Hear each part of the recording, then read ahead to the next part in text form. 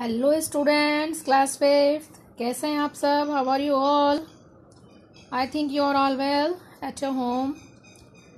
And children, today we will start our chapter number 13, let's play with water. Children, I will notice previously some chapters are related with water. Sources of water, flow of water, life in water, disease by water. Now let us play with water. अब हमको खेलना है पानी से. कैसे खेलते हैं? पानी में आप लोग स्विमिंग करते हैं या शावर में आप लोग नहाते हैं. When you are taking bath in shower, then you play. But in this chapter how we play with water, let us see. शुरू करें.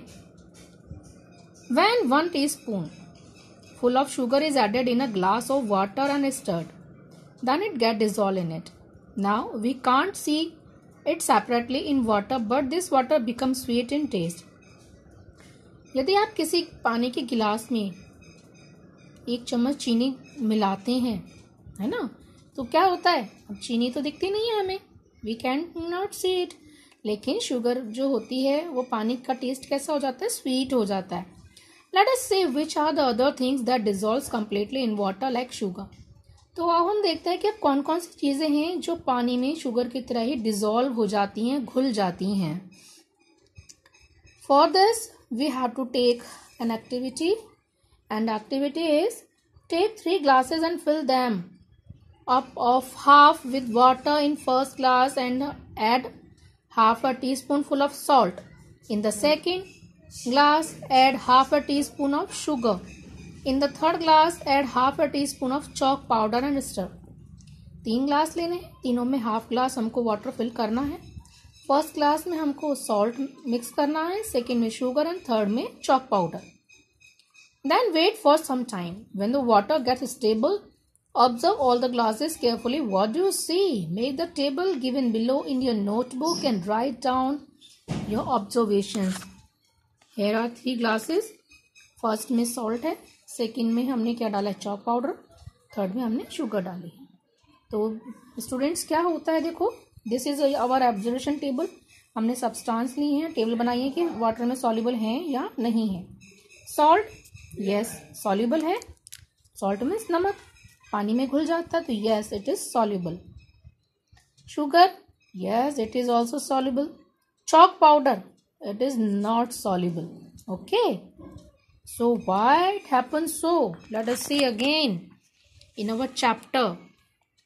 You saw that the sugar and salt dissolve in water, whereas the chalk powder doesn't dissolve and settle down at the bottom. After some time, take some other substances at your home like sand, jaggery, slag lime, turmeric, chili powder, kerosene wax, etc. तो यही जो हमारी activity है, हम दूसरे substance को लेकर भी इसको रिपीट कर सकते हैं. जैगरी में से गुड़ है, सैंड है, मिट्टी है, टर्मरिक है, लाइम है, स्लैग लाइम है, इन सबको लेकर भी हम क्या करते हैं? इसको एक्टिविटी को कर सकते हैं. Which substances are soluble in water and which are insoluble. तो हम देख सकते हैं, पता लगा सकते हैं कि कौन से सब्सटेंस तो वाटर में सॉल्युबल हैं और कौन से नहीं हैं. Make a table in your notebook और copy and write the results. तो इसी तरह से हमको टेबल बनानी है और अपने रिजल्ट्स शो करने हैं, लिखने हैं. If in a glass filled with sand we put some water, the water settles in it. अब यदि हम एक ऐसा ग्लास लें जिसमें वाटर और सैंड दोनों मिक्स हैं, थोड़ी देर रखा रहने दीजिए उसको, तो हम क्या देखते हैं कि जो सैंड है वो वाटर के बॉटम में, ग्लास के बॉटम में सेटल डाउन हो जाती है, नीचे बैठ जाती है.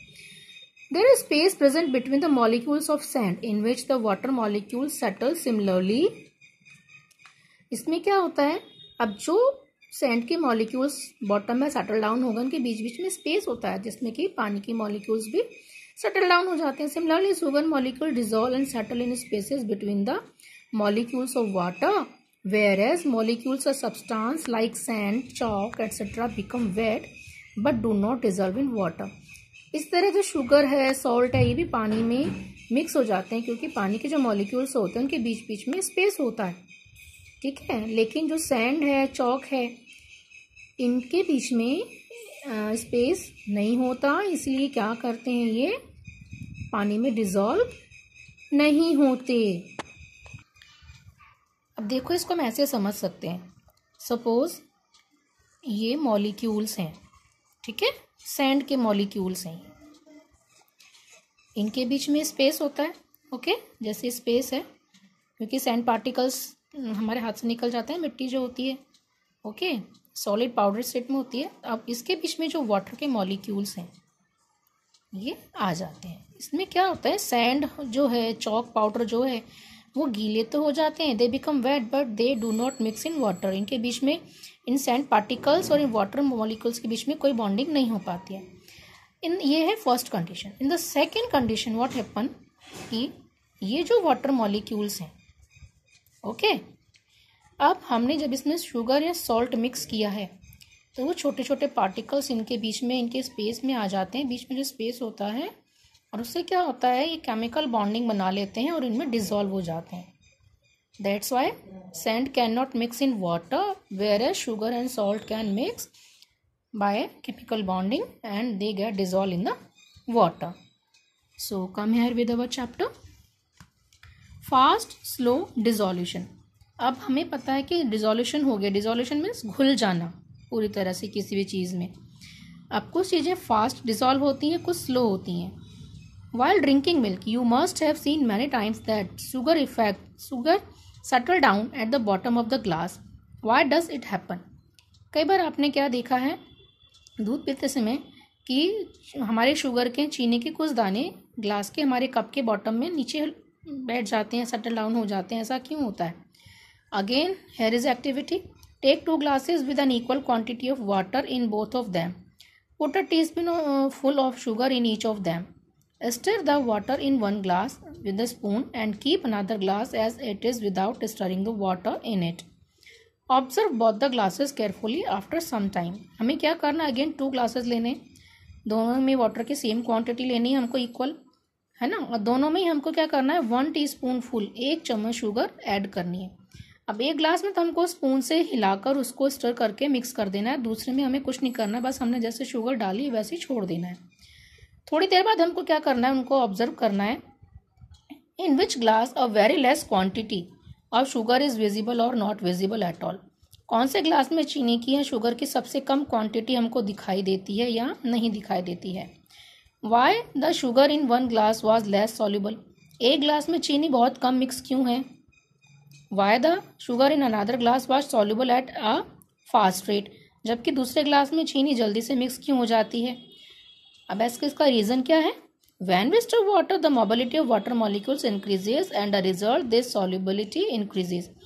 ऐसा इसलिए होता है क्योंकि जब हम गिलास में चीनी को मिलाते हैं with the help of spoon, तो जो चीनी के मॉलिक्यूल्स हैं, वाटर के मॉलिक्यूल्स हैं, उनकी मोबिलिटी यानी उनकी जो मूव करने की कैपेसिटी है वो बढ़ जाती है ना, रेट ऑफ मूविंग इंक्रीज हो जाती है, जिससे कि उनकी सॉल्युबिलिटी भी इंक्रीज होती है।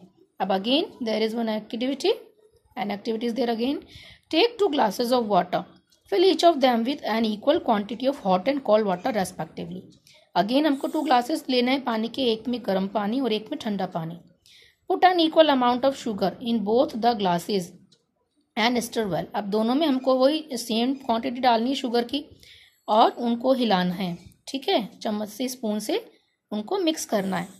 Note the total time taken for the complete dissolution of sugar in both the glasses। अब दोनों ही ग्लासेस में डिसोल्यूशन में लगने वाला जो टाइम है वो हमको नोट डाउन करना है। तो हमने क्या ऑब्जर्व किया, in which glass the sugar dissolves fast and in which one the dissolution is slow. तो कौन से ग्लास में जो शुगर है जल्दी डिसॉल्व होती है और किसमें धीरे डिसॉल्व होती है। So what is your answer, do you think? Now think and write the answer of the following. There are some questions. What the question? By performing all of the above activities, what have you understood about the solubility of substance? Write down in your notebook. तो इन सभी activity को करके 3 activities we have done. तो through these 3 activities, what you observe, क्या observe किया आपने कि solution कैसे डिजॉल्व होते हैं, किन की सॉल्युबिलिटी जाता है, किन की कम है, ये सब हमको अपनी नोटबुक में लिखना है ऑब्जर्व करके। Now, until now we have seen that some substances are soluble in water and some are insoluble। हमने देखा कि कुछ सब्सटेंस तो वाटर में सॉल्युबल हैं, घुल जाते हैं, कुछ नहीं घुलते, कुछ इनसॉल्युबल होते हैं। some dissolve slowly and some dissolve at a faster rate। in hot water The substance dissolve very fast in comparison to cold water and the dissolution become faster by stirring. जो hot water होता है या hot liquid water के place पर हम कुछ भी liquid ले सकते हैं, तो जो हॉट सॉल्यूशन होता है उसके अंदर कोई भी सब्सटेंस, आप शुगर को मिक्स करिए या सॉल्ट को करिए या किसी भी और सब्सटेंस को करिए, वो जल्दी मिक्स होते हैं, क्योंकि गर्म करने से क्या होता है, उनको हीट देने से उनकी जो मोबिलिटी होती है मॉलिक्यूल्स की वो बढ़ जाती है और वो उनके बीच में स्पेस ज़्यादा मिलता है दूसरे सब्सटेंस को सेटल डाउन होने के लिए. Okay, you must have seen that some objects keep floating on the surface of water in ponds, lakes etcetera, where some things sink in water. अब कुछ चीज़ें ऐसी हैं, कुछ ऑब्जेक्ट्स जो पानी की सरफेस पर फ्लोट करते हैं, तैरते हैं, और जबकि कुछ डूब जाते हैं, सिंक हो जाते हैं. Late us see how do this things float और सिंक. हमको देखना है कौन कौन सी चीज़ें और कैसे फ्लोट करती हैं और यहाँ सिंक हो जाती हैं. अगेन एक और एक्टिविटी है. Children, this chapter is so much interesting because so many activities are there in this chapter. So what you do? Bring a bucket filled half with water. Okay, in your class. एक पानी से आधी भरी हुई बाल्टी हमको लेनी है. Everyone collect a few things together, like a piece of chalk, pen, eraser, bit of paper, matchstick. ये सारी चीज़ें हमको इकट्ठी करनी है मिलके. चौक हो गया, पेन हो गया, eraser, bits of paper, paper के टुकड़े, मैच स्टिक, माचिस, sponge, key, coin, plastic bottle filled with water, और एक प्लास्टिक बॉटल जिसमें पानी भरा हुआ हो. Put these things one by one in the bucket water and see which object float in water and which sink. अब हमको एक एक करके इन सभी चीज़ों को बकेट में डालना है पानी में और देखना है कि कौन सा फ्लोट करता है, कौन सा सिंक हो जाता है. Make a table in your notebook and write down the observation. अब देखिए ये टेबल में 3 columns, we have to make 3 columns like this. Things that sink in water immediately, things that float on the surface of water and things that float initially but sink later. यानी कि कौन सी चीज़ें जो पानी में डालते डूब जाती हैं, कौन सी इस पर फ्लोट करती हैं सरफेस पर, वाटर सरफेस पर, और थर्ड जो पहले फ्लोट तो करती हैं लेकिन बाद में धीरे धीरे वो डूब जाती हैं. Okay, so I think you can understand this chapter. अब आपको देखना है कि कौन कौन सी चीज़ें इसमें डूब रही हैं. देखिए, a pen floating on the surface. Okay. When does an object floats and when does it sink? कौन सा ऑब्जेक्ट पानी में कब वो फ्लोट करता है, कब वो डूब जाता है. Take a bucket filled half with water. Put a ball pen with a cap fitted on it in water. अब हमको बकेट में पानी लेना है जो हाफ भरी हुई है बकेट, उसमें एक पैन हमको लेना है, उसकी कैप लगी हुई है, कैप को रिमूव नहीं करना है. सी वेदर इट फ्लोट और sink. Now remove its cap and put the pen and the cap separately in the water. What happen now? This time remove its refill so also and now again put the pen, its cap and its refill separately in water. Now see what things float in water. Put the pen in different positions like straight, inclined, etc. in water. Now observe it. Write down in your experiences in notebook. यानी एक बार तो आपको pen को वैसे पानी में डाल देना है और देखना है कि वो डूबता है क्या नहीं, सिंक होता है क्या नहीं. फिर पेन को और उसकी कैप को अलग अलग सिंक आपको उसमें डालना है. ठीक है, उसके बाद आपको क्या करना है, पेन के रिफिल अंदर के जो भी पार्ट्स हैं सब अलग अलग करके और पानी में डालने और देखना कि कौन सा फ्लोट करता है, कौन सा सिंक हो जाता है, डूब जाता है. Now again things to do. यहाँ पे कुछ क्वेश्चंस हैं, तो ये क्वेश्चंस मैं आपको दूंगी बाद में मेरे नेक्स्ट वीडियो में. Things to do. Take a glass and fill it up to half with water. Put a whole lemon in it. Again आपको एक ग्लास लेना है, इसमें आधा पानी से भरा है, उसमें एक नींबू आपको डाल देना है, lemon. Now add a pinch of salt. अब उस पानी में थोड़ा सा नमक मिला दो स्लोली इन द ग्लास, धीरे धीरे. और आपको क्या करना है, नाउ अब देखो कि वो लेमन डूब जाता है कि फ्लोट करता है. What is up, what is down. Take a small transparent glass और plastic bottle. Fill it half with water. अब एक प्लास्टिक बॉटल लेनी, ट्रांसपेरेंट जो पानी की बॉटल्स आती हैं उसको में आपको हाफ पानी की फिल कर लेना है. अब उसमें put 8-10 drops of oil in it and close it tightly.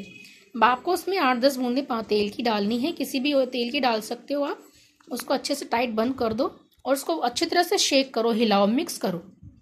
तो आप क्या देखोगे, आप पहले तो आप ये करना कि जब आप उसमें ऑयल डालते हो तो सबसे पहले देखना कि जो ऑयल होता है वाटर के सरफेस पे ही फ्लोट करता है, उसमें मिक्स नहीं होता, डूबता नहीं है।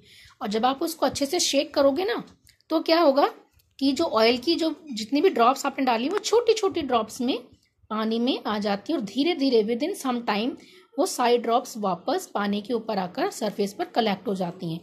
तो इससे हमको क्या पता लगता है कि ऑयल इज इनसॉल्युबल, ऑयल हमेशा पानी में इनसॉल्युबल होता है और ये वाटर के सरफेस पर ही फ्लोट करता है। Again some questions are here, with that we will discuss in our next video. Now one day the milkman came, Meena's mother gave her a container to bring milk. एक दिन मीना की mummy ने क्या किया, दूध वाले को एक कंटेनर दिया दूध लाने के लिए। The milkman measured the milk in litre and gave it to Meena. Milkman ने क्या किया, मिल्कमैन जब दूध वाला आता है तो दूध नापता है ना, उसके पास एक कप, बड़ा सा कप जैसी स्ट्रक्चर होती है, इसको लीटर कहते हैं। तो उसने उससे दूध नापकर मीना को दे दिया। Meena said instantly, uncle, the shopkeeper weighed the sugar, rice, pulses, wheat, etc. in kilogram and then give them to us. You also weigh the milk first and then give it to me. तो मीना ने कहा तुरंत कि uncle, हम जब बाजार जाते हैं, राइस लाते हैं, पल्सेस या गेहूं वगैरह लाते हैं तो अंकल उनको वेट करते हैं किलोग्राम में और फिर हमको देते हैं। अब आपने भी दूध को वेट करके हमको दिया है।